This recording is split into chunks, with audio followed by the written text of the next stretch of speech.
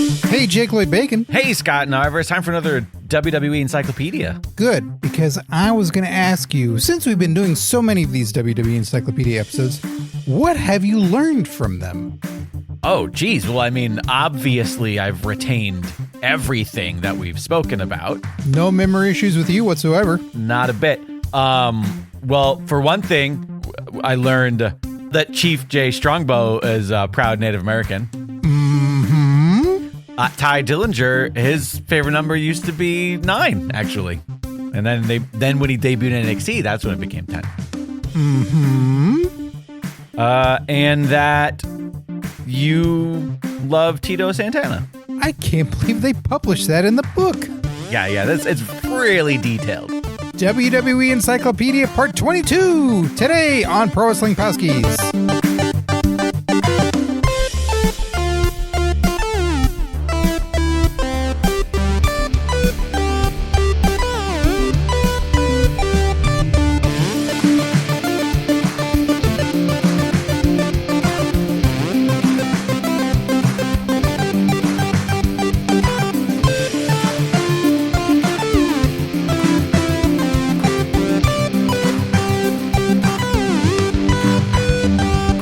Hey, Scott Narver.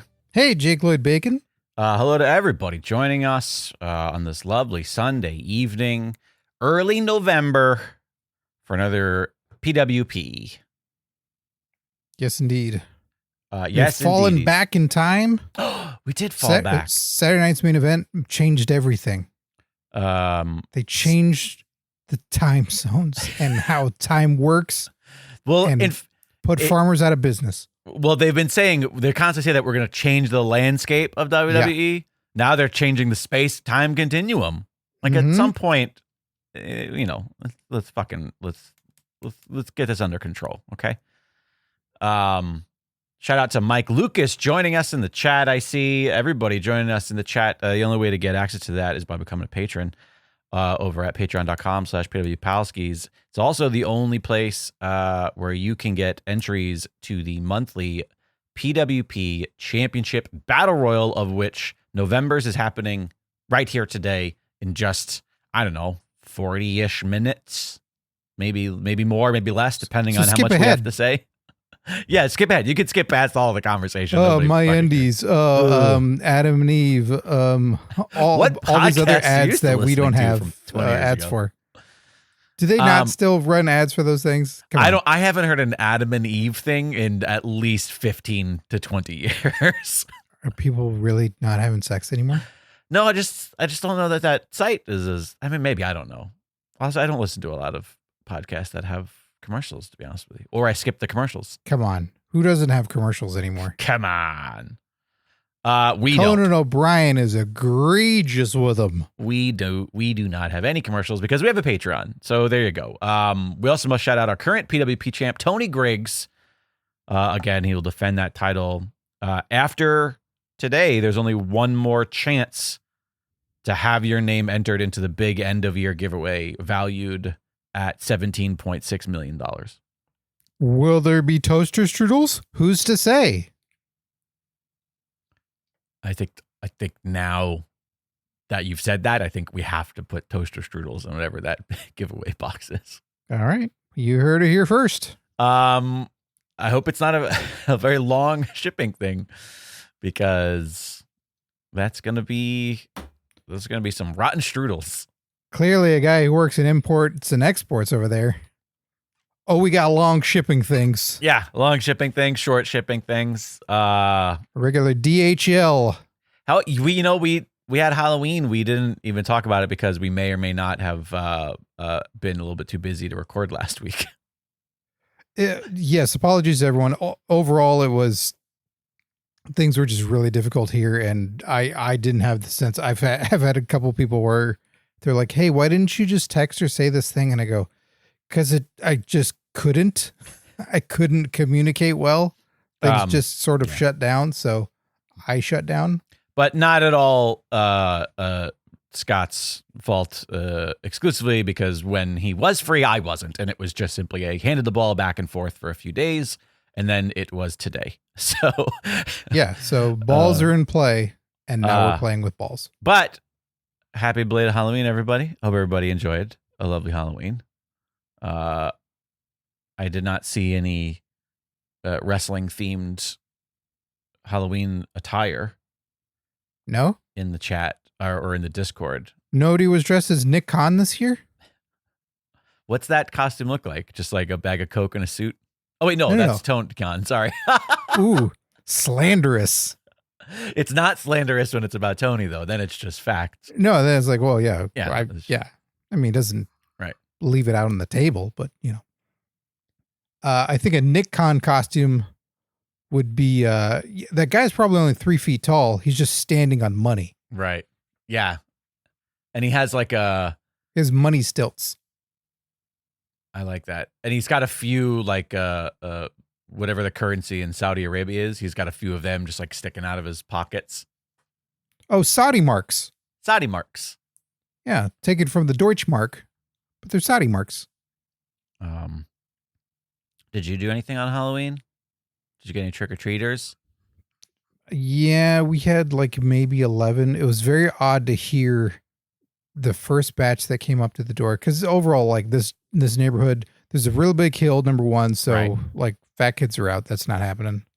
Okay. And they walked up. My mom had gotten the door, and I hear a bunch of hello, hi. And I stopped what I was doing, and I just tilted my head. And I thought, you have one thing you have two things you have to do. You have to wear some semblance of a costume. Right. Like, and then on top of that, say the greeting, the passcode is trick or treat. Not hello. I thought you were commenting that like their voices, like sounded like they were too old or something. But yeah, no, right. When you open the door, you don't say hi, or you say hi, trick or treat. You could still throw a hi in there, but you don't have to. It's universally accepted. I don't want a hi. This is a themed night. Like no highs, no hellos, no sup, none of that. Right. You know, and I was too tall for trick or treating, as my mom had told me at a certain point, way early than I felt was necessary. So I have mixed feelings about if you're too tall. I'll give out candy to adults. Like when I see mom and dad roaming with them, same. I'm like, hey, you want some candy too? And my group of friends, freshman year of college, we all went out trick-or-treating. Like we were trick-or-treating until we were 19, 20 years old. And I'm just like, yeah, I don't give a fuck. I want to go hang out with my friends and walk around the neighborhood and knock on doors. Like, if there were 20-year-olds that had a costume and were cool and just came up and like, hey, trick or treat, fine. Here's candy. Great costumes. And it's costume is mandatory though. Yeah. Like you can't just roll up and be like, it's Halloween. You just have to give us candy. I know you're dressed like douchebags, but you are douchebags. So that's not fair. Right. Of course. Come back and dress as a banker. A different kind of douchebag. Yeah. Yeah, we trick-or-treated way, way late, and I have zero regrets. But we didn't get any trick-or-treaters at all. And I think it's because we're in a dead end and like around a corner. Like our doors aren't immediately accessible without realizing that you can go back there. So they're not they're not inviting. It's not like a place where kids are gonna be like, oh, you can go back through that little thing and then knock on those doors there. And you have a setup that's really strange too, that most people have a haunted house, and you had what was proclaimed to be a happy house, and it was just a bunch of like pro MAGA, a lot of cane masks and red hats on top of that, and you're like, come on, it's fun. And I had, for some reason, I captured the New Day and was forcing them to try to get out of here. Yeah. Your scarecrow was actually Michelle McCool. Oh, She was going to go Ann Coulter. I was going to go Ann Coulter with that, but okay. Hey, I host a podcast with my husband now. Hall of Famer. Bar is low. Well, while we didn't actively trick or treat because we did not wear costumes because Alexandra was working all day long, and we made sure she was able to take like an hour and a half break in the evening because it's her hell day because November 1st is the due date. We took the dogs and we just walked around the neighborhood, and it's great. Like there's so many houses in this area where they're just completely decked out and there's tons of people on the streets. It was so fun to be out and just see It's a like lot of little kids around you. Like if you're driving by, like when going to the studio, like there's a bunch of people playing in the front yard all the time. Right. So, Yeah. And it's like, it was really, really cool to like, because it's been years, I think, since we've lived somewhere where there's like it feels like Halloween in a TV show where every other you have house no hills, so all the has fat kids can come. No, what are you talking about? It's just all hill. That was the worst part of it, was we kept going like, can we just turn down this side street where it levels for a little bit here? Because yeah, we were both You're winded. the fat kid now. I've always been the fat kid. Even when I was the scrawny kid, I had a fat kid heart. But anyways, it's gonna give out first. Also, we bought a bunch of candy and It's not an ad. Nobody came, and so now I'm just eating it. Okay, this is my Halloween candy. Yeah, same. I knew every year it was gonna be less and less, and I still over prep a little bit, and it was just making sure that at this point you buy the candy that you want lying around.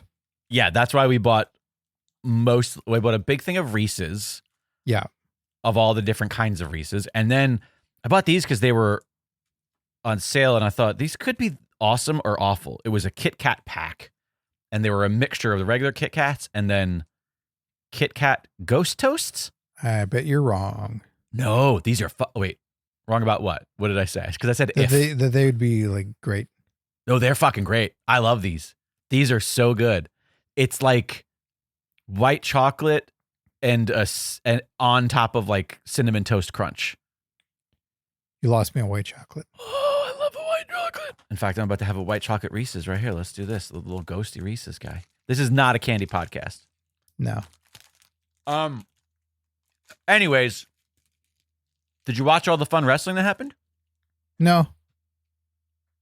I didn't even watch scary movies. Like I haven't. There hasn't been. I like that you equated the two things. No, I didn't watch that scary wrestling. I also didn't watch scary movies either. Yeah, what I have been watching, that's been my like, all right, just little markers of time in between.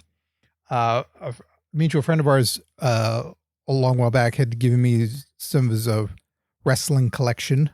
Okay. And it was a newer release. I think it's called The Best of the Hardy Boys. And it was made right around their return. Okay. At WrestleMania. Like the big return. Yeah, where they won the Woken TLC. and right. all that. And I have a DVD of it. Okay. Which at the time was like, wow, they still make DVDs? Like I thought everything they did exclusively now was Blu-ray. Right. And it's just weird to see something with a lot of the content of it is just, it's Matt and Jeff sitting at a fake fire pit talking about moments or like, hey, what leads up to the thing? You go, cool. I wish this was 2 hours, but it's not. It's little interstitials of them talking, and then they show the full match of stuff. And some of them are obvious ones, and some of them are, oh, okay, this is a little bit of a weirder one. All right, cool. But I've just been watching that, and that's fun. That's been delightful. They're and Halloween so far, characters. I'm not sick of any Hardys yet.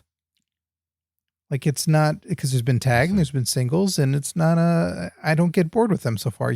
When you tend to watch a collection of somebody, you go, yeah, we've talked about that. I've seen the matches. Yeah, the problem with the best of is that by the time you get to the third or fourth match, you realize that all their matches are kind of the same, and that you're just watching the same thing over and over and over again. That's what you makes might get fun evening, aesthetics, right? Sure, from another company or another place. The only downside of this one so far that I was having, but I just skipped the ones that we'd watched recently for watch-alongs or something like that. It was, I don't want to watch any more Edge and Christian. I didn't buy an Edge and Christian DVD. I have a Hardy Boys DVD. So, and they're I know they fought other people. One and the same for chunks of time. Yeah. Well, but that's the wrestling that I've been watching. Is the best of the Hardy Boys, current NXT Tag Team Champions, I believe. NXT NA. I think they lost the NXT ones. What a bunch of fucking idiots. Yeah. That's never going to make that next DVD. Nope. Well, anyways, do you want to crack open the WWE Encyclopedia as advertised? I sure do. Because that gets us talking about all the fun wrestling that we maybe loved or didn't watch. Do you want to do the It's your turn one turn. stop, or do you want to pick? Oh, okay. So I'm just gonna do one at random then. Yeah, you do it random. Okay. Well, first I'm gonna spin this over a bunch of times, so I don't remember which is the top and which is the bottom. Look, Yeah, I'm there's not no looking. other indicators at all. I'm not looking. There isn't. Now I legitimately don't know. I've turned it over in my hand so many times.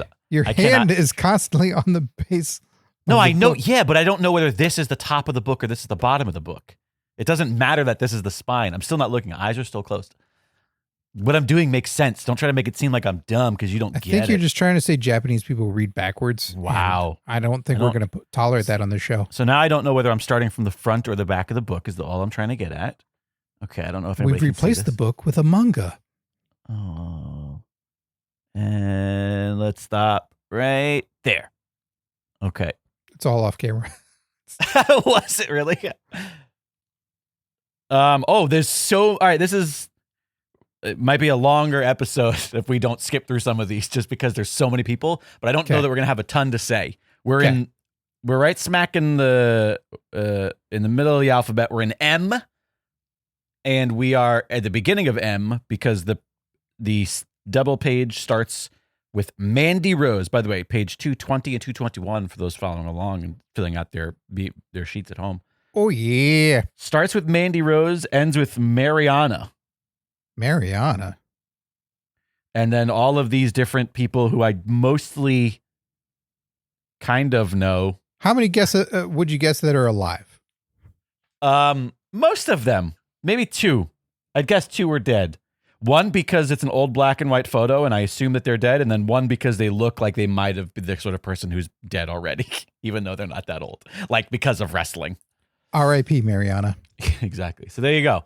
There's our group here. Kind of a hodgepodge of mid-carders, really.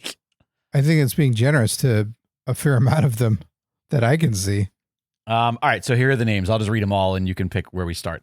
We have I'll let you know where they were on the card. Mandy Rose. Maybe mid card. Like If they would have pulled the opener. trigger and shot her and the no, barn the stuff that she was doing with Otis, that was good. was that was inappropriate for TV. Is really what it was. No, it wasn't. They were sexing. Manuel Soto. Don't know. Can't say. We'll be generous Mantaur. to say mid card. Mantaur was opener jobber at best. Manu. Oh Christ! Probably less than Mantaur. He was awful. Marc Mero. Mid card. Maria Kanellis. Opener. Marcus Corvan. Oh, I love Marcus Corvan. Marianne. So we'll say mid carder. Okay, Mariana. No fucking clue. And Marcus Lewis. Or Double Louis. no fucking clue.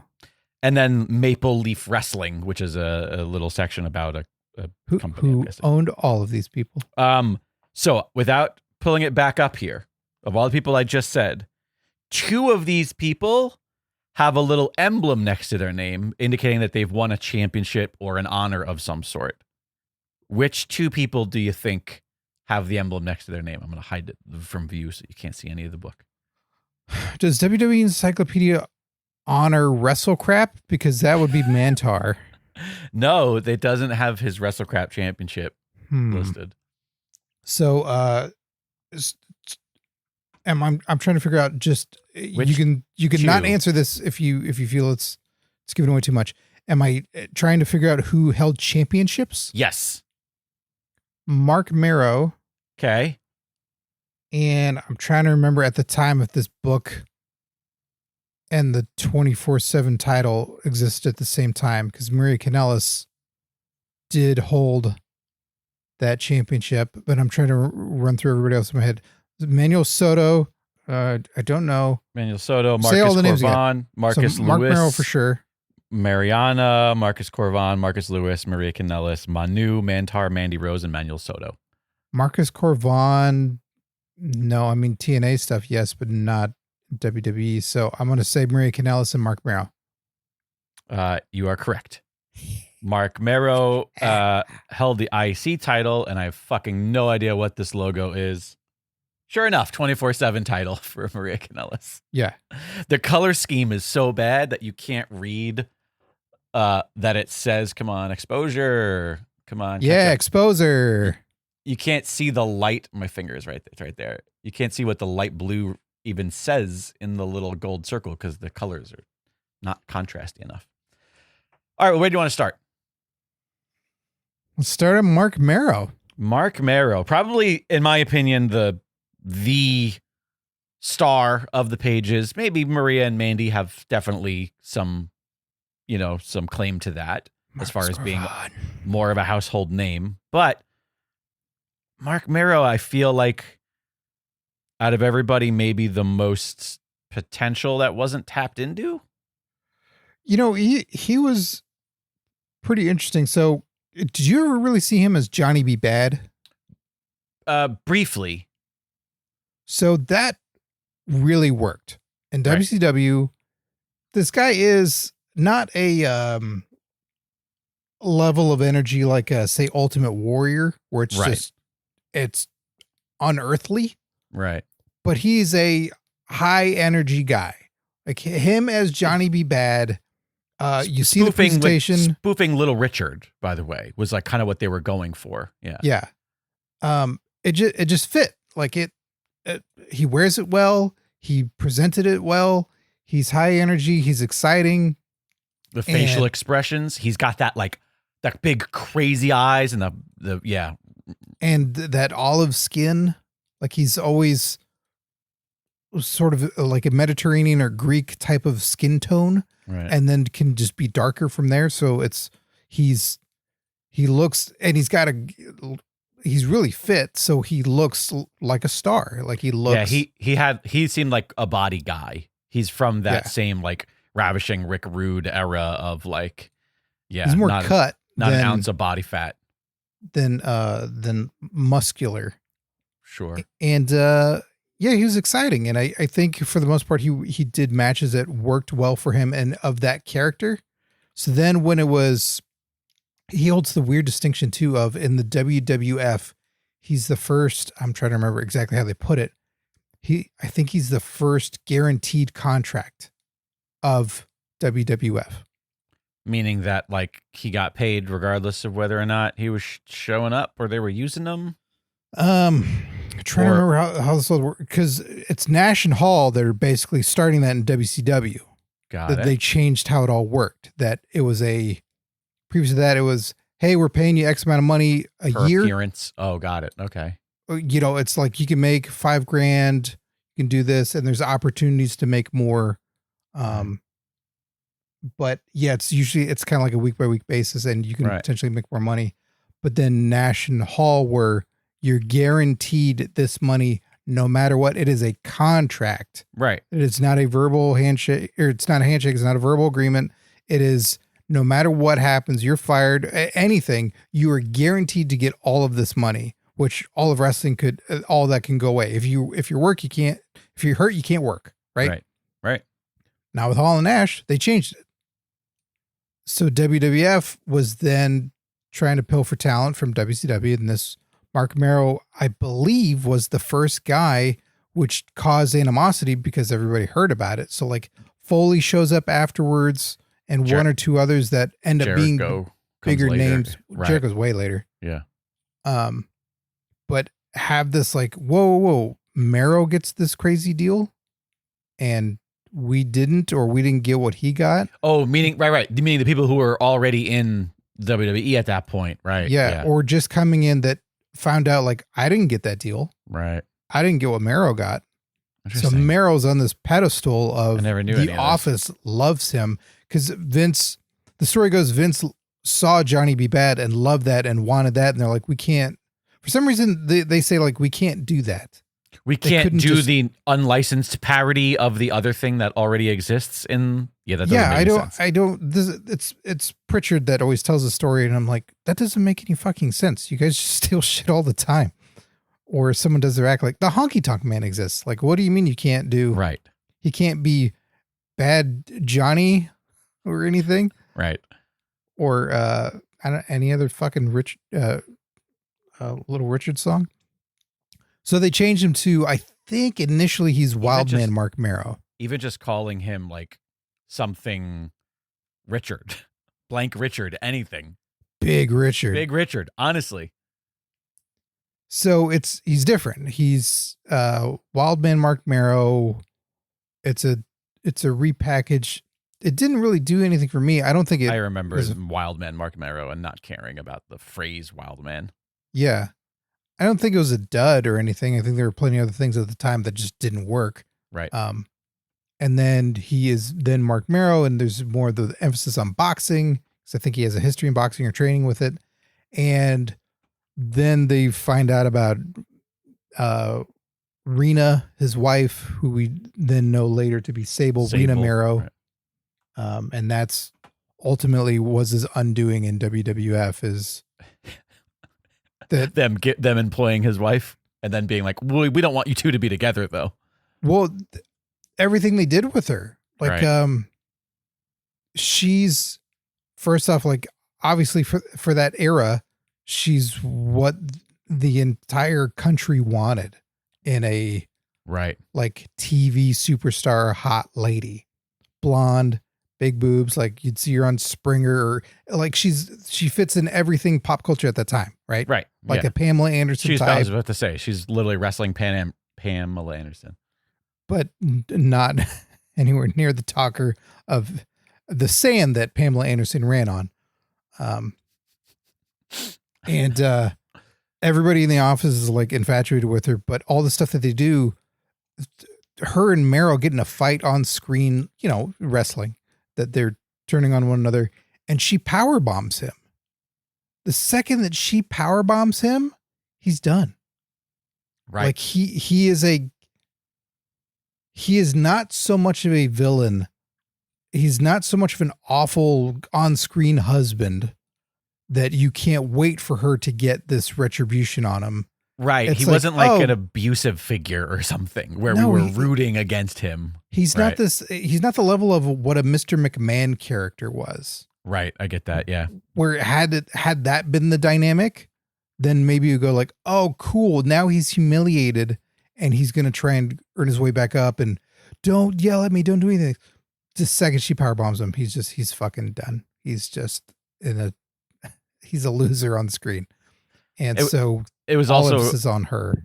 It was also of that same era where like the chauvinistic sexist nature of things is like, oh, you got powerbomb on a girl. Like there's no way that somebody on TV didn't call him a pussy at some point, you know? Sure. Like there's no way that didn't happen. Yeah. And also he was like, there you go. It's when you're that guy and you're not making big waves, and then your wife powerbombs you, and you look at it in the sea of masculinity, or you're a competitive fighter, so to speak. Right. Well, you're a pussy. Who did you then beat up afterwards that was of note? Didn't need to be a woman, or it didn't need to be her or anything, but he doesn't like then beat up every single light heavyweight guy that there is and show like, no, I'm a tough guy. I didn't want to hit a woman. Oh, she powerbombed me. There's none of that. Well, he's a pussy. It's also his only like rivalry that I remember was him trying to get back at her. And again, they didn't make him the face in that.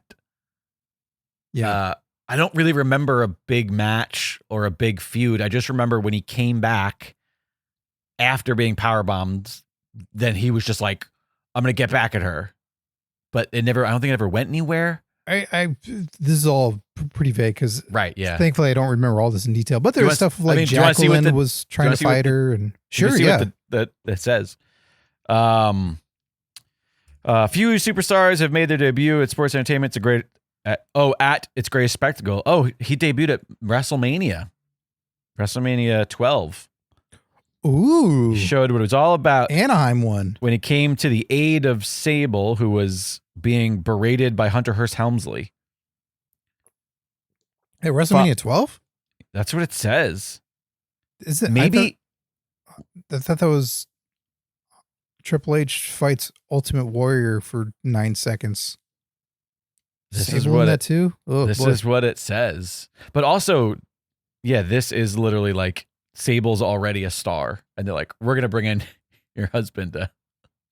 Maybe that's the case. Why? I don't Yeah. really remember Following that his being the case. debut, an appreciative Sable led Mero to the ring as he fought WWE's most infamous superstars.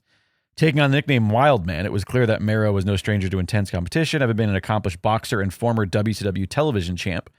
Within a year of his WWE debut, he defeated Farouk in a tournament to become Intercontinental Champion.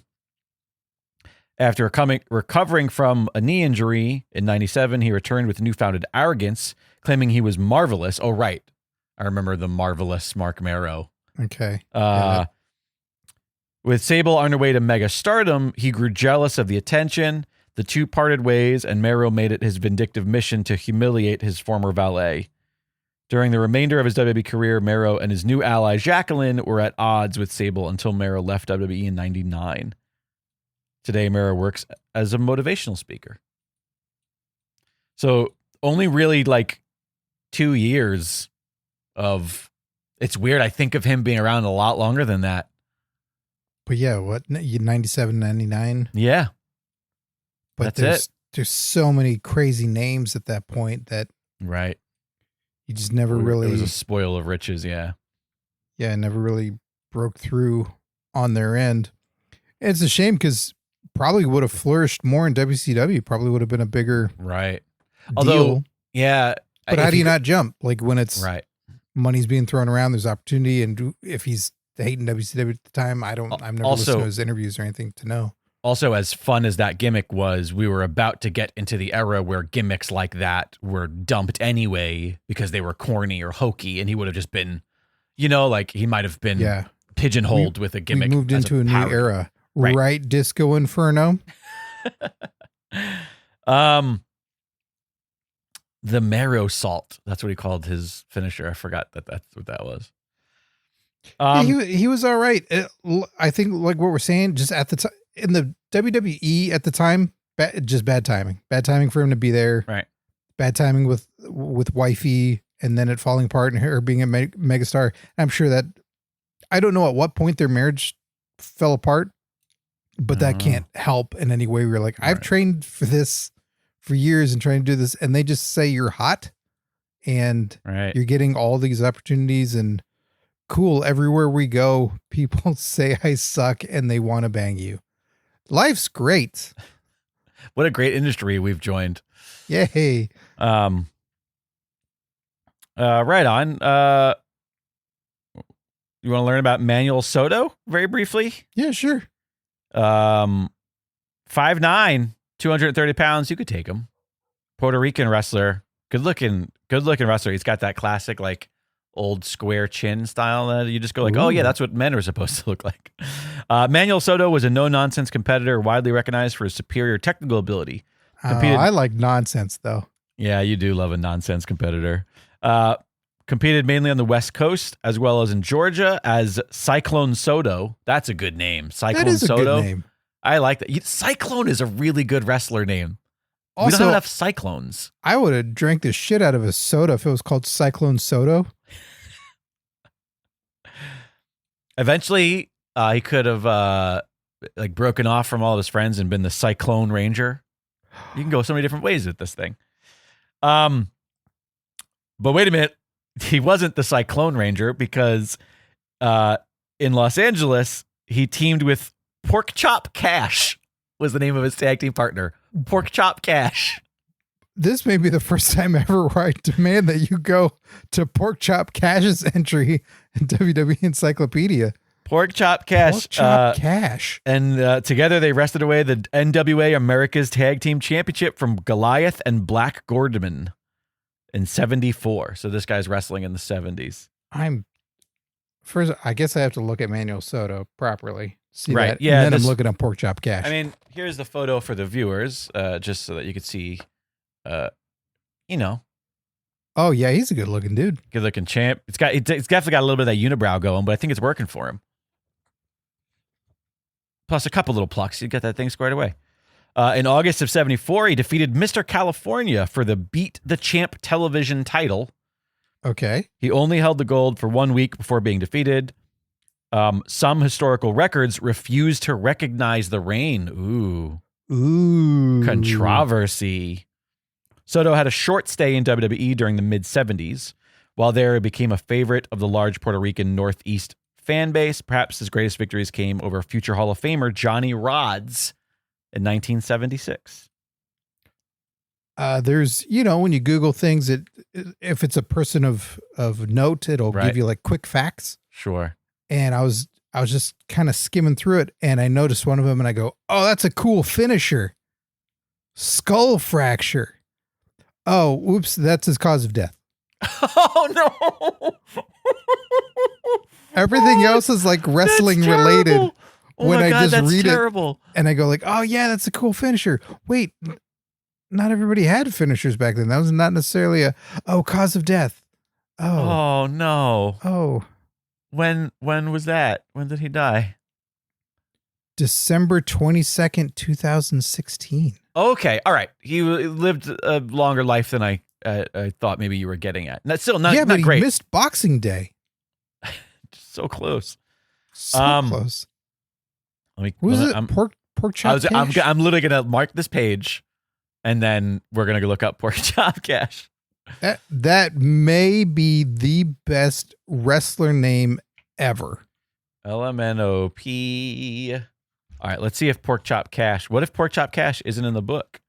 That would be bullshit. It's a series of skull fractures. Took them all out.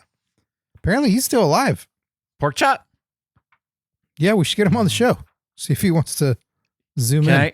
I just want to say, Porkchop Cash, not in the book. This book is garbage. Maybe it's because maybe Porkchop Cash never wrestled in WWE. Maybe that's why. That's not true. Great. Wow, WWE. So you're gonna acknowledge his existence in another listing, and then you're not gonna give him his own listing? Bullshit. What? Free Porkchop Cash. Free Porkchop Cash. Come on. Free Porkchop Cash. No, they're ending SNAP benefits, so you can't get any of those things. Justice for Porkchop. Justice for Porkchop. So the really fascinating part that I wanted to know when you had said the name Porkchop Cash is what he looks like, obviously. What he looks like, and then also, is he a serial killer because he has 3 names, or is it Porkchop one name? No. One name. Yep. And then Cash is another name. And on TV, it's been presented both ways. Oh, okay. So it looks like on WCW, Porkchop, one word, Cash, second word. Okay. Or first name, Porkchop, last name, Cash. And then one time in WWF television, he's got 3 names. Pork Chop, Cash. I'm looking at that same thing. What a look does listen, I know that we didn't select Porkchop Cash via our natural process, but what a look does this dude have? That photo, do you see the photo? I think there's a video to accompany it. We might have to add Porkchop Cash to the watch along list. Oh, I'll watch every single fucking match Porkchop Cash has. I want the best of Porkchop Cash DVD. When you look up Porkchop Cash and go to images, one of the ones I'm seeing is the thumbnail for YouTube of him versus Dustin Rhodes. Yeah, and the videos one. From that look is incredible. He's got like the Krusty the Clown bald top with really long side hair, but then he has this massive beard and the pretty big bicep. Yeah, this dude's got a look. I would have loved this guy when I was a kid. If I knew he existed, he would have been an instant favorite, especially with a name like Porkchop Cash. Dude, this guy's great. He fought the Ultimate Warrior. Yeah, he probably did. Probably did fight against him real hard. Like, don't hurt me. There's a video of Ernie Ladd and him. Okay.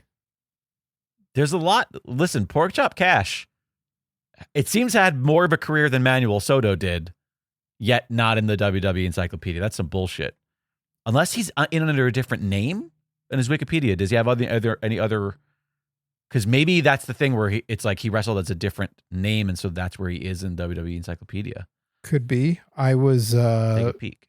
I was drawn away because amongst images of Porkchop Cash was an image of Doug Basham, and I'm like, wait, are they connected? Is that his son?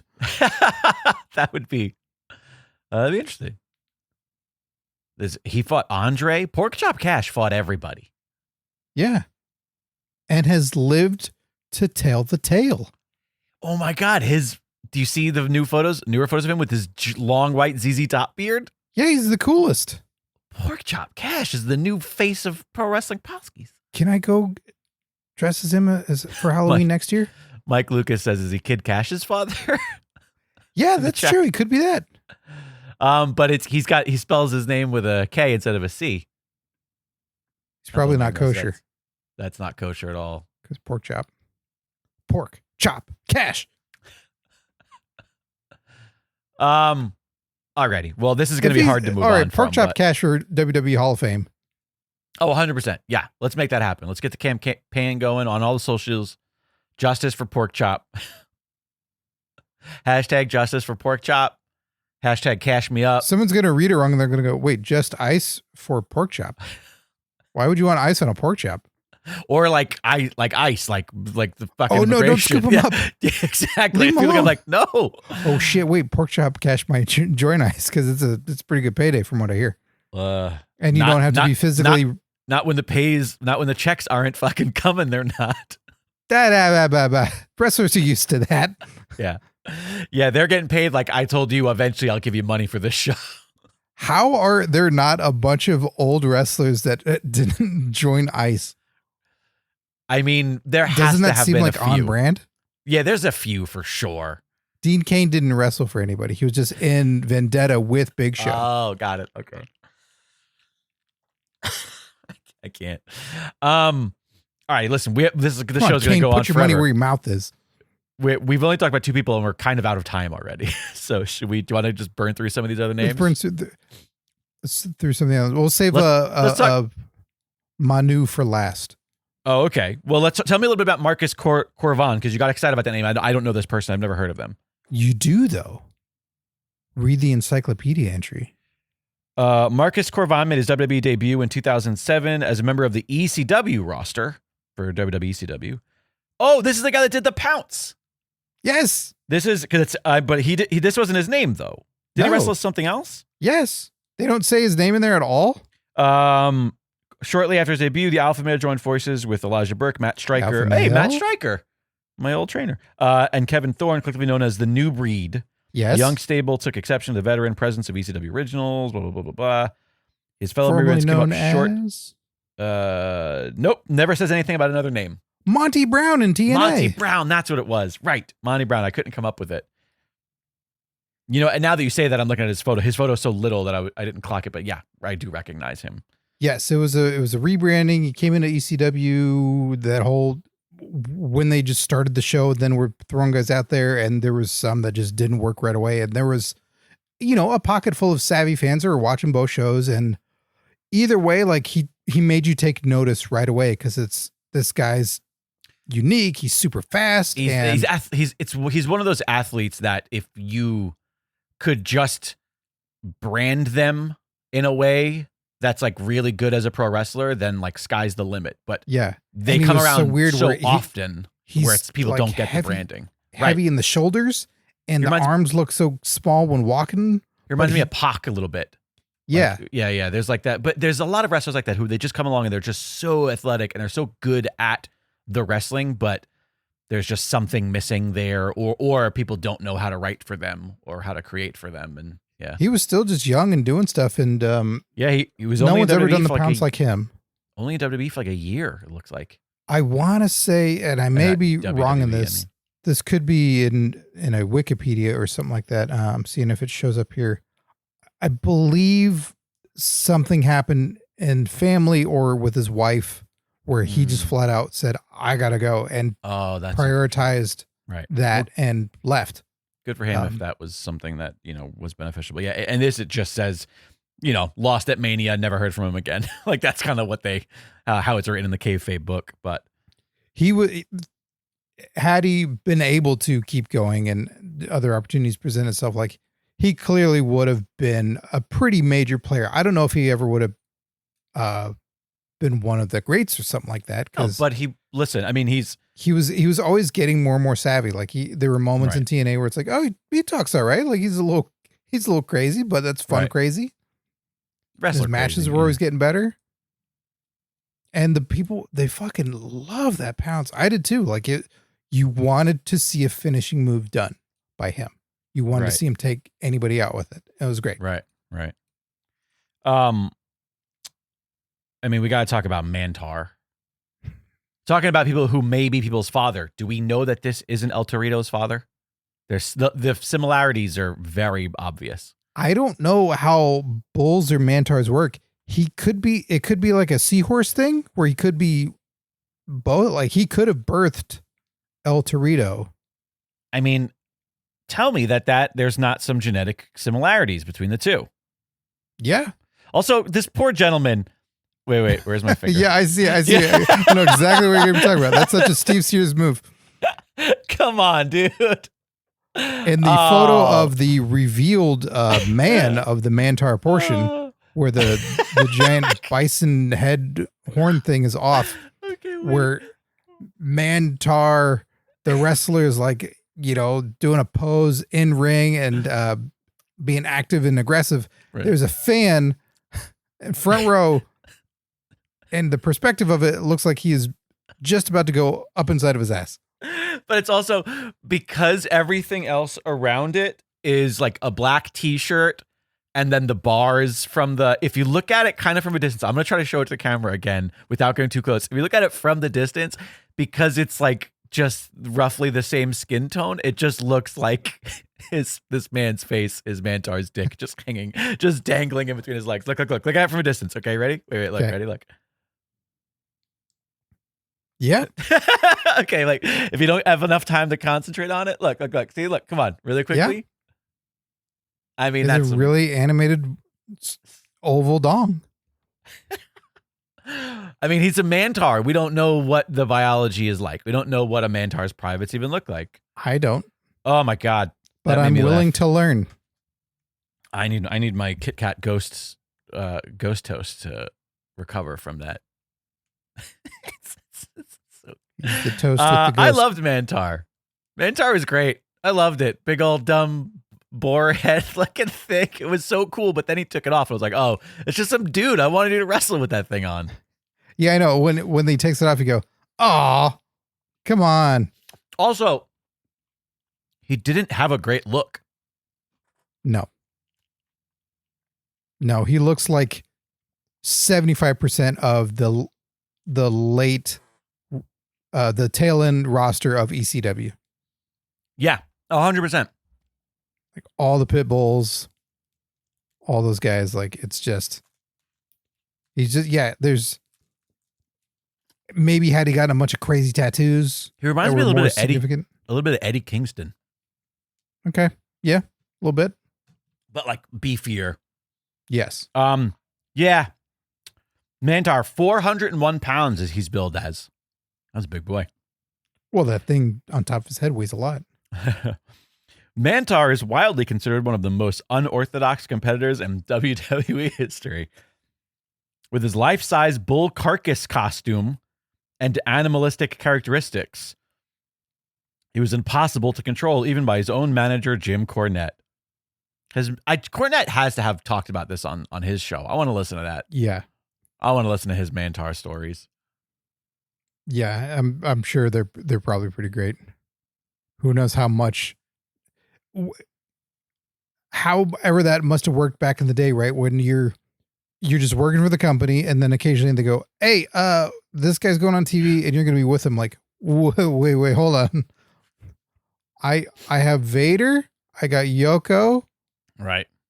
We didn't talk about you just sticking me with somebody. I don't know if I want you to fucking lower my status. Right. Because you have an idea. Like, we're 5 minutes to air and you're just doing this to me. Right. So come on, put it on. I don't want to put it on. Hey, this is Jim. Wait, there's a connection from WWE Encyclopedia history, from PWP, WWE Encyclopedia history. There's a name that I don't think we've brought up in a while. It says in here, it wasn't long before the likes of Razor Ramon, Duke the Dumpster Droese, and Man Mountain Rock were pinning the peculiar superstar's shoulders to the mat. Sorry, Alice Rader. Man Mountain Rock, baby. Yeah. More Man Mountains. Man Mountain Rock, Porkchop Cash. Who will survive? I would have watched the shit out of that tag team. Yeah. What do you call them? Cash Rock? Man Mountain Pork. Pork Mountain. Pork Mountain Cash. Pork Mountain Cock. You combine Probably Cash, Pork Mountain. Cash and Rock. Pork Mountain Cock. Pork Mountain. Yeah. By the Fatty way, Marks. Mike Lucas in the chat said that Marcus Corvan, to go back, was like a first gen Big E. I like that. That's kind of a great way to. Yeah. Yeah, Mantaur. Listen, I still think your head was cool. What a good Halloween costume that would be if you committed to it. Oh, sure. If you were a big dude and you went as Mantaur, like 2 people would be like, that's fucking great. And everybody else would be like, so you're a bull? Mantaur should just get the rights and then make a direct-to-DVD horror movie of the origins of Mantaur, starting with him busting out of prison. Right, of course. That you have to. Yeah. The dogs barking, the lights, searchlights. Yeah. Mandy Rose, she's on here. What do you think? What's your broad strokes? We don't have a lot of time because she give her OnlyFans link on there. No, why is that a thing? Is that what she does now? Now that was one of the big things that happened post her leaving was, I think she was one of the first people saying they're controlling way too much of what we can and can't do. Oh, right. Because of, and that was like stemmed from like the Selena Vega stuff where they like didn't let her stream and like let her Twitch do, like, was a big Twitch thing. And yeah. I don't think it was necessarily that she was seeking out to do OnlyFans at the time, but probably the opportunity with like Cameo or things like that were, right. Well, wait, if I can just do photos or do whatever that's not nude or something like that, but I can have this whole right. Like not all OnlyFans is completely nude stuff. Some people just post like skimpy photos and like it's just like what would be, and streams and bikini, like it could be whatever you want. Like you're just basically making your own content under the banner of, hey, this is probably not safe for work. Yeah, I feel like OnlyFans is just it's the Patreon that all the porn stars chose is what it really is. That's got a sexy vibe to it. Right. Probably because I think it's ultimately it's a system. I know someone who's done like management for companies for it, and it's supposed to be more interactive and direct. So if like you were, let's just say, for example, that Jake was on my OnlyFans account and saying like, you do a thing of like, hey, can I get a pic of something? Then within the parameters of like whatever's established on the site, like then I have time to then send you that pic because you're a customer and requesting it. Right. Rather than on Patreon, like that's just not set up that way. Listen, OnlyFans is meant to be like exchange of videos, photos, things. And I didn't even have to pay earlier today when you sent me that photo of your pussy.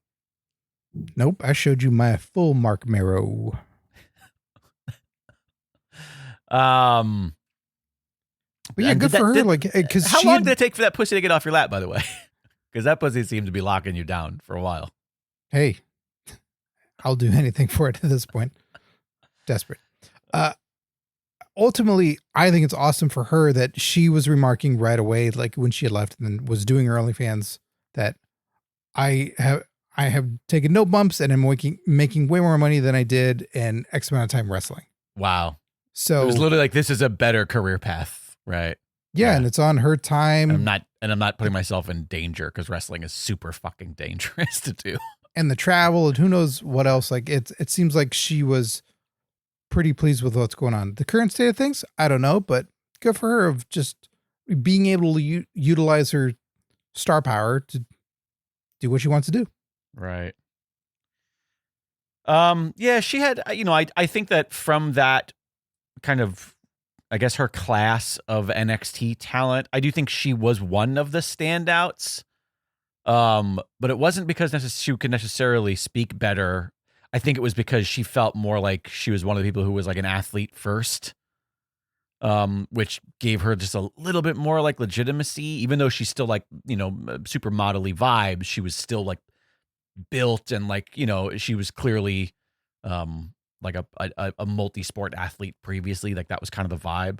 And I dug her with Sonya Deville. I really liked that pairing of like the, sort of Sonya being like the more like dangerous, serious one, and Mandy being sort of the playful, cute one that everybody was like it was supposed to be like fan favorite. But I mean, good for her if she's making more money now and not taking bumps. Right? That sounds great. Just showing the bumps. That's all. Okay, really quickly, Maria Kanellis, Mariana. I've always liked her.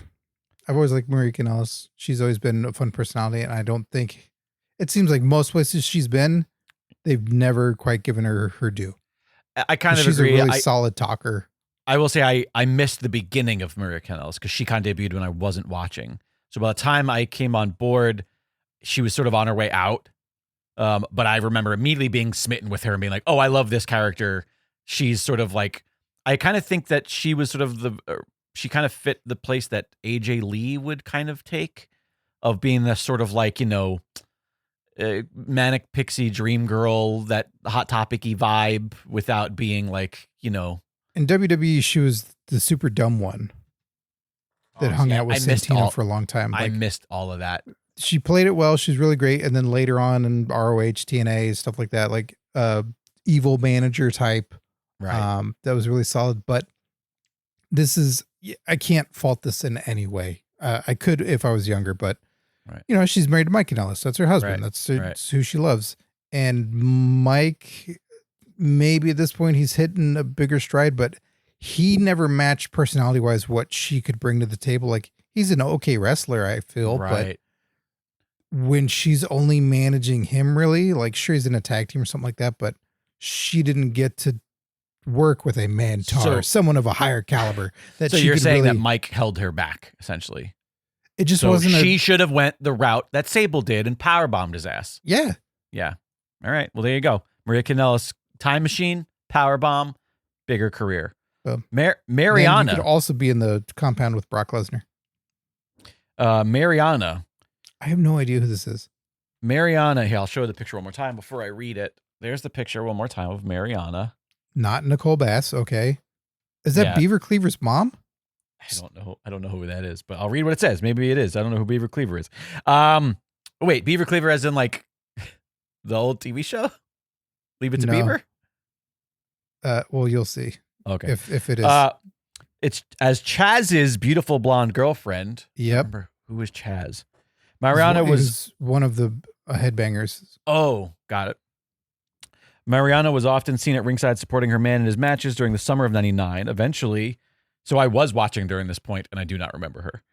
It didn't last long. Eventually, Mariana's beauty became too much to handle for Chaz, who broke up with her after superstars began making advances towards her. That seems like a good reason to break a woman's heart, is because other men like her.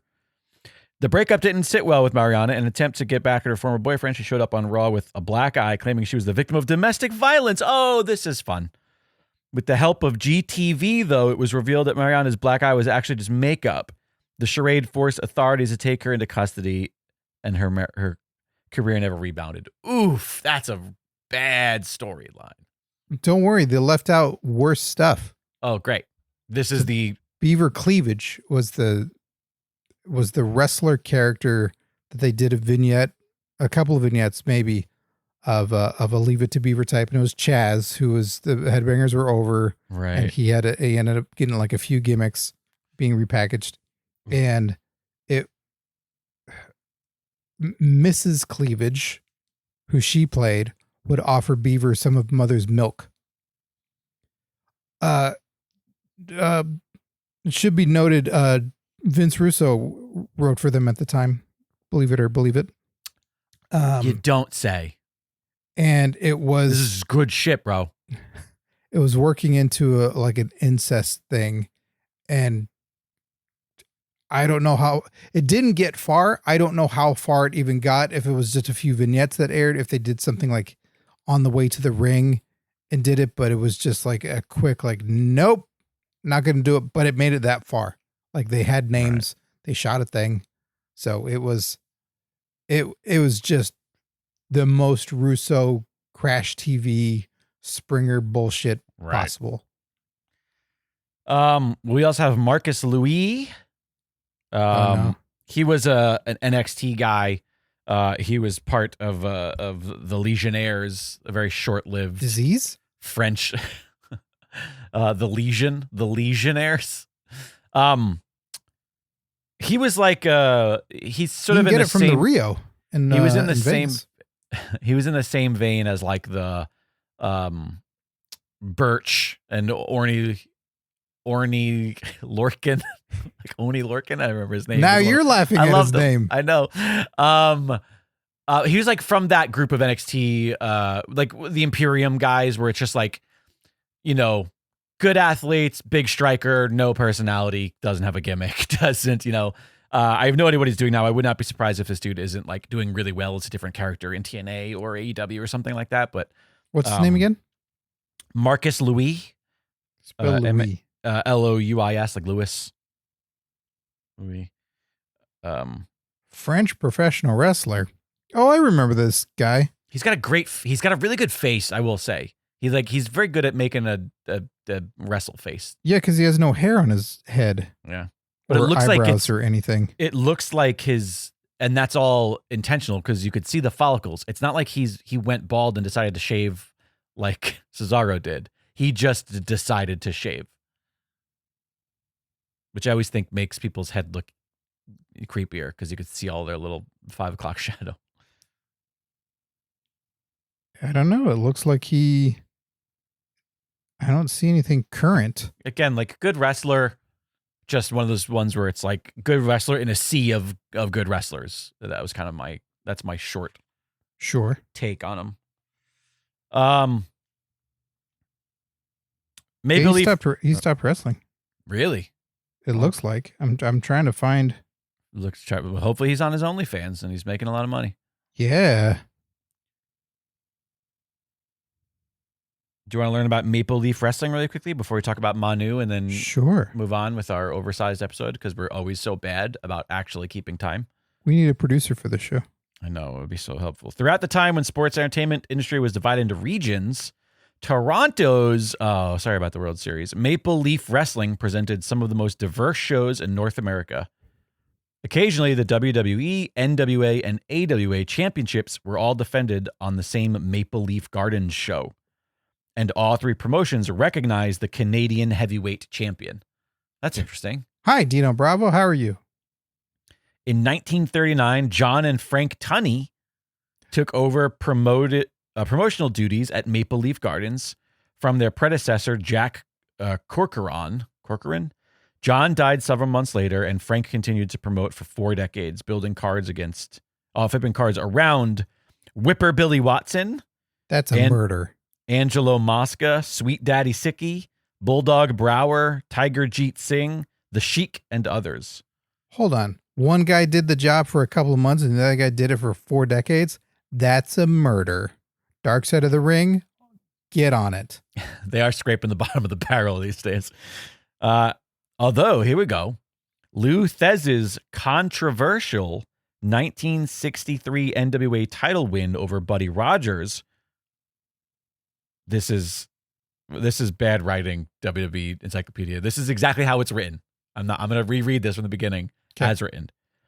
Lou Thesz's controversial 1963 NWA title win over Buddy Rogers in 1963 prompted WWE's formation. Oh, One too many I've heard a WWE. little of this One too many story. 63s. Yeah. Maple Leaf Gardens began specifically featuring talent from Jim Crockett's Mid-Atlantic promotion. But after Frank Tunney's death in 1983, his nephew Jack signed a deal with WWE, and Jack Tunney was WWE president from 84 to 95. Yeah, there's something I've heard snippets of this, but I didn't know all the players. Is this kayfabe? Is this all just story stuff, or is this legit? I think there is something to this. I think there was something that they wanted Lou Thesz to do something, but ultimately it was like why are we doing this? This is bad business. This wasn't talked about. Like the committees, like this. I think this broke a lot of people apart. Oh, so like Lou Thesz maybe wasn't together. Supposed to win the title, and then won the NWA title, which then made it so that people didn't book people from NWA anymore. I'd have to look at again because like it just didn't. When I heard the story, I didn't know all these players, so it didn't make a lot of sense. But it sounded like this was a sort of a pivotal moment of things were fractured. And then people started to go like, all right, well then I'm going to go do this over here. Fuck you. We're not doing anything anymore. And I'm going to do something over here because I can, and I'm a name, or I can start up something. Well, that's interesting. I'm going to look that up. A version, I guess, kind of, because they added the word pro, of Maple Leaf Wrestling has been restarted. Maple Leaf Pro Wrestling is a new company that just started last year by Scott D'Amore. Yeah. But I want to look up Maple Leaf Wrestling. I want to learn more about this Lou Thez controversy. Lou Thesz's. You probably should look up Lou Thez controversy and get more. Yeah, there's a whole. That's what I just looked up. Yeah, and there's a whole. The full show is available on YouTube. That's fun. Is it animated? What do you mean? No. People just animate things. Oh, no. No, that show, like the show that he won, I mean, from Maple Leaf Gardens. I see. Got it. All righty. Manu. Manu. Manu was one of the biggest on displays in the more modern era of wrestling of, hey, not every second generational talent has got it. So he is an Anoa'i member. He's a part of the Anoa'i. He's part of the bloodline. So is Bookstore Brown, but we don't talk about it. Afa Anoa'i Jr. So is he that Afa's? Because it's hard because sometimes their wrestling names and their real names are the same. Sometimes they're not. Is he that Afa's son? Sure. Why not? He is somebody's son of note. He's not Rikishi's kid because we know who they all are. Let's see. Yeah, but I think his father is the Afa Anoa'i that we know as Afa. Yeah. Right. Okay. Yes. Of Afa and Sika. He's the one that was Samoans, which you might know, I believe, from the film Bodyguard. Yeah. Or Body Slam, rather. Sorry, Bodyguard. Yeah, he was in Bodyguard. That's what that song Whitney Houston sang was about. It was about him. And Manu was terrible. Manu was bad. They stuck him in Legacy. Oh, he was that guy that joined Legacy at the very end? I do remember that, and he was awful. Yes. He added nothing to that group. I think he killed that group. I dare say he took away from that group. I think he killed it. I think he ruined Legacy. I think the most prominent moment you get to see him involved in anything is when just the fucking horrible booking decision. It's like a Night of Champions or something where Punk doesn't get to have his match and he gets attacked backstage. Okay. And Manu's like the first guy that confronts him, and there's nothing going on. There's just like Punk is, facing off against the guy and, bringing some intensity, like we're going to fight. And Manu's like, I'm supposed to stand here and look at you for 5, 4, 3, 2, just fucking nothing going on. Even the photo on his Wikipedia makes him look like he has nothing going on. The photo, first off, he looks like Big Show in this photo when he was giant in WCW. Like, yeah, his head tells a story. Because you go like, oh wow, do you this mean guy that must because be, you like, can actually huge. write a story on it because it's so large? Yeah, there's something to what you see the size of his head, and then when you see the rest of him, you go, well, that's not right. I did not realize this was the dude. Yeah, that was bad. The throwing him in there. And I don't know if all parties went, we're just not going to do this anymore. He never seemed to do anything of note anywhere else. If he just walked away from all of it, I don't know. Right. But certainly at the time, he was not ready. Whether that was fair or unfair to put him out there to sink or swim, I don't know. But it was short-lived, thankfully. Yeah. But who knows? Maybe he'll challenge Cody Rhodes someday. His brothers are Samuel Fred Anoa'i, the playwright distributor, WCW and ECW talent. Lloyd Anoa'i, also known as LA Smooth, opposed to. Do you think he partnered with LA Chunky as the Peanut Butter Boys? and he's the brother-in-law of Gary Mitchell Albright for his work, who's known in Japan. All the wrestling, and obviously he's the cousin of all of the other. He's Jacob Fatu's first cousin. Did Trinity. Rock buy him a house? Because if not, like he's not important. He's the Usos' first cousin. He's Yokozuna's first cousin. No, I'm sorry, not Yokozuna. He's Solo Sikoa, because his name is Joseph Yokozuna Sikoa.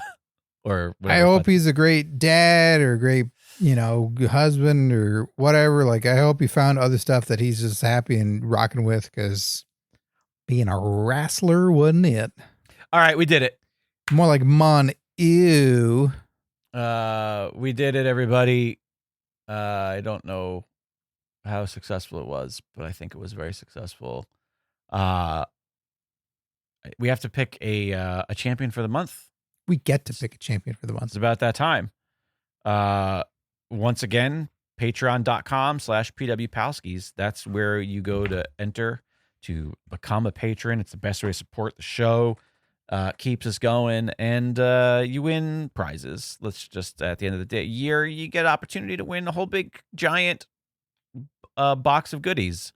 Specifics to be determined, or just it might be a surprise. We don't know. We'll see how that goes. All the things. All the things. Real quick, I found a note here from the shopping list. So if ever Porkchop Cash needs to have a son in pro wrestling, but maybe it's like a Braun Breaker situation where he can't exactly take the name on. I don't know if this will read on here. Boneless pork roast. Right? That could work. I like it. Although it's too long. Eventually they're going to call him bone roast. Boneless. Boneless. Sounds like a porn name. He could get a Viagra deal. Or like Blue Chew. Oh. Boneless is now bone full. Gotta get that dick pill money. Alrighty, kids. You know how this works. We're doing it. It's happening. It's all happening right now, right here. Current PWP champ Tony Griggs stepping into the ring with everybody in the jar. Rings and jars, we're mixing metaphors. And here it is, November, the last of the two names. Oh, I got two here. All right. This one is A. This one is B. Who should I choose? A or B? B. Scott Narver. B. Okay, so this is the winner. A shall never be known. I dumped it in there. Okay. I dumped it in. It's still completely randomized randomage. Okay. And new PWP champ for the month of November, Andrea Beeler. Andrea Beeler, one of our most winningest champs. I think maybe our single most winningest champ of all time, gets another entry into the end of year grand championship giveaway. Let me pull up my sheet so I can do all of my sheeting. I got a sheet all over this thing. So many wrestlers win championship with blood, sweat, and tears. Not Andrea, just tears, tears, and tears. Andrea Beeler. This is Andrea's second win this year, so she'll get two entries as of now. She might retain next month. We'll see how that goes.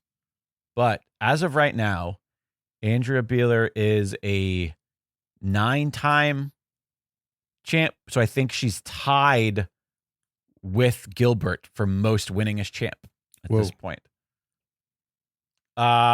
Exciting stuff. Thank you, Andrea, very much for your continued support of the program. Thanks to everybody whose name is in that jar. We really do appreciate it. We hope as the year comes to a close here next month, we hope that you've enjoyed the change to the Patreon, opening it up and having every member get an entry into the jar. I think that's been fun to have some new names in our championship history. We hope you've enjoyed it. It's been fun, and we really appreciate you guys all being patrons. Scott Narver, with that said, do you want to thank all of our current PWP patrons? I certainly do.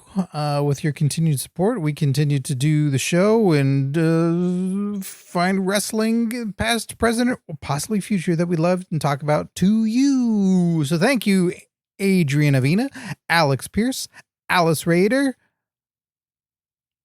Andrea Bueller, the new PWP champ, Gilbert Short, Mass Lama, Michael Beltran, Mike Lucas, Strong Style, Suicide, Tim Bemis, Tim Redbeard, Tom Hader, and Tony Griggs. Once again, thanks to each and every one of you all for supporting the program. And that'll do it. Hey, just 2 months left this year. And, shopping season's coming up. You want some sweet PWP merch, put it on your shopping lists. Just send links to people. You're like, I want Yep. the Hulk Hogan hot dog t-shirt Yep. in this size and in this color. And then I want the rainbow one. I'm partial to what we call the rain bolt. The rain bolt. I get a lot of compliments on the shirt. People go like, "Oh, that's a cool shirt," and then I go like, "Yeah, it's from this podcast I listen to," and I don't tell them it's mine because I feel like it's douchey to wear your own shirt. Sure. We got hats like this one I'm wearing. It's really nice. We got mugs. We got hoodies. It's cold out now. We got hoodies. We got all sorts of really super fun stuff. And by the way, like, we don't make a ton of money on the merch. We try to keep the prices reasonable for the items you get. There are a lot of people who sell from our same supplier and their prices are way more than ours because they're trying to make more money.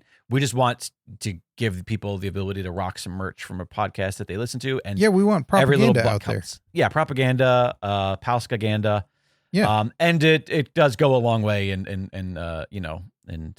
every little buck counts, obviously. Spray cheese ain't gonna buy itself.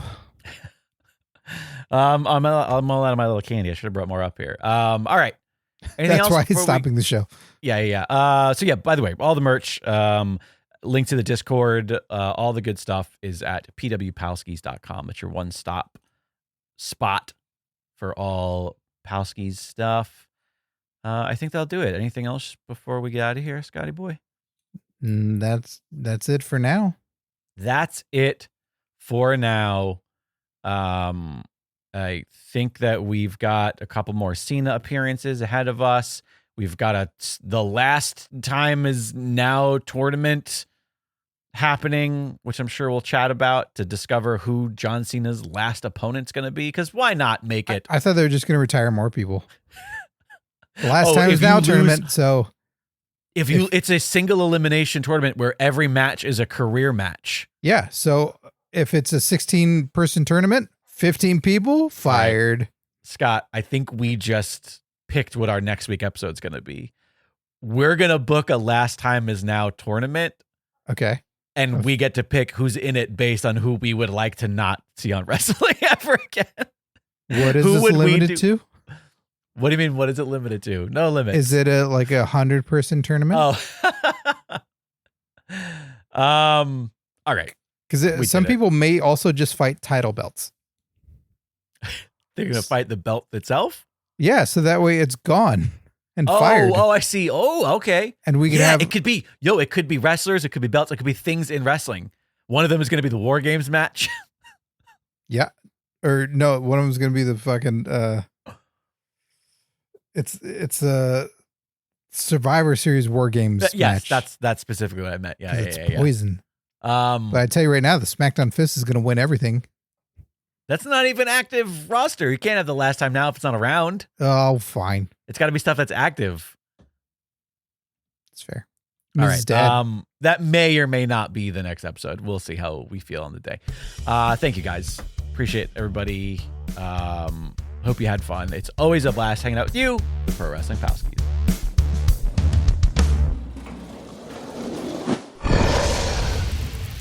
It's Dragon Wagon.